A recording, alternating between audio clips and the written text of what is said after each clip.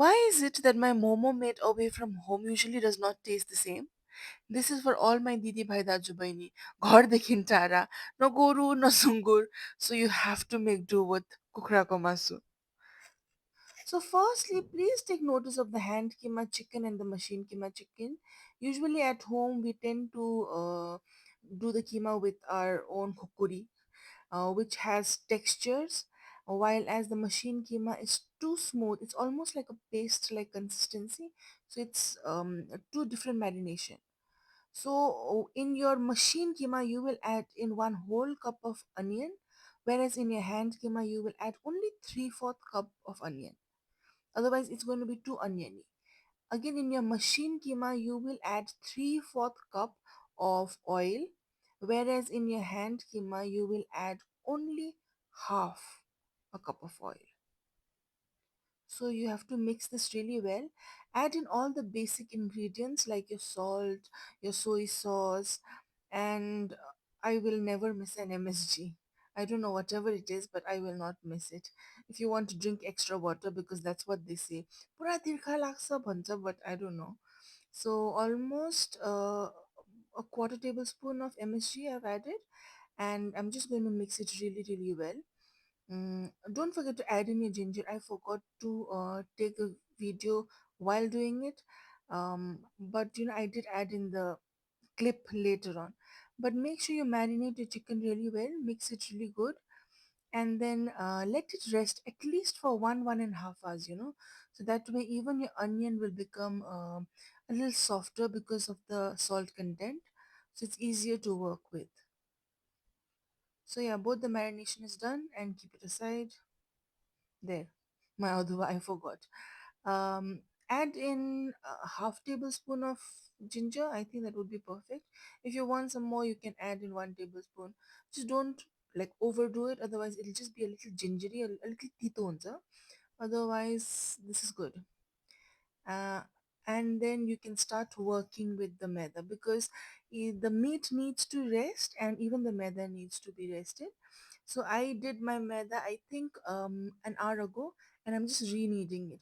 Make sure that you make a very tight dough, otherwise your momo shape will not come out really good. And I have started making my momo. I'm going to make two different shape. So firstly, when I'm making the hand keema, I'm going to make a circular momo. Almost like, I don't know, in my place, I'm from Kalimpong.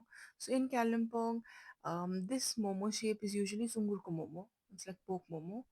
By the way, you can also check out the description. I will explain every step for you. I am using 250 grams of chicken in one bowl. So in totality, it's adhi kg, half kg chicken. So yeah, the circular momo is almost done. Now I will proceed with a moon shaped momo for the machine keema. For the achar, you can go with your favorite. I personally really like, I have been inclined towards badam ko achar a lot, but sometimes it gets very heavy. So when I'm having masuko momo, then I prefer pudina ko achar also. But it's very simple. But I would also recommend you to boil the tomatoes for at least 2 minutes. It gives you a smoother consistency, and you can also add in a little bit of MSG. I always prefer to add bottle red chilies, like bottle ko dalle ko achar, dalle ko khorsani. I think that is my preference. So, anyways, both of them are ready. The moon shaped is the machine one, and the circular shaped is the hand keema. If you find doing keema very difficult, I would suggest you to take the chicken breast and freeze it for a little while. It and then do the keema. It really helps. So the machine keema chicken, it's good. It's just not as we are, as we expect. So it's always boring. It's always a little disappointing. And you worked so hard. So why eat something that's so disappointing, right? So you can see. And on the other hand, I will take out the hand keema. It's already dripping. Considering the fact that I've added half the amount of oil and half the amount of onion. So I'll just take a bite. So it tastes good. I wouldn't deny it. It tastes good, but it's still a little dry. And plus, chatni masu, the breast meat, it tends to dry out a little more. But I'll anyways look at this. This is the hand keema one, and it's dripping. It's so juicy. It's so good. Oh my god, the momo is so good. I will any day prefer doing hand keema. Just work a little bit extra hard, and it's gonna be so totally worth it. And we are always an expert to use the extra atta, extra maida, or the leftover little bit of this. And I decided to make shafali. It's been such a long time that I've actually had shafali, and I'm so glad that I remember how to fold it. Yeah, I think it's muscle memory. But yeah, I'm making some shafali. Oh, there you go, perfect. I'm actually very proud of myself. And because I showed two variation of momo shapes, I will further proceed and show you two different shapes of shafali also.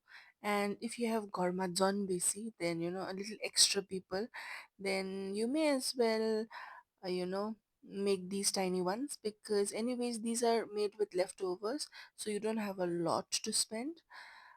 So while waiting, you could just fry these up and eat them, or keep them for the next day and have it as a snack.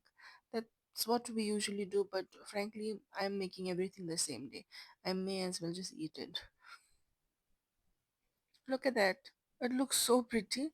These are also gujia folds. In Holi, in India, we have a very similar dessert. It's a sweet dish. It is stuffed with coconut and jaggery, and then ghee dripping. Oh, it's so good. Yeah, I think this is the same fold. Now you want to heat the oil, and but not overheat it, otherwise your chicken is not going to cook. Remember that you're making a non-veg, so there is chicken in it, so it needs a little time to cook. But if you put your shafali in cold oil, then it's going to be a disaster. So yeah, now a little bit of ASMR for you guys. I hope you liked the video. Don't forget to like and subscribe.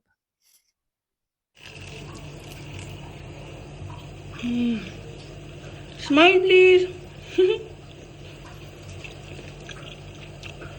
Ah, that's so good. Mm.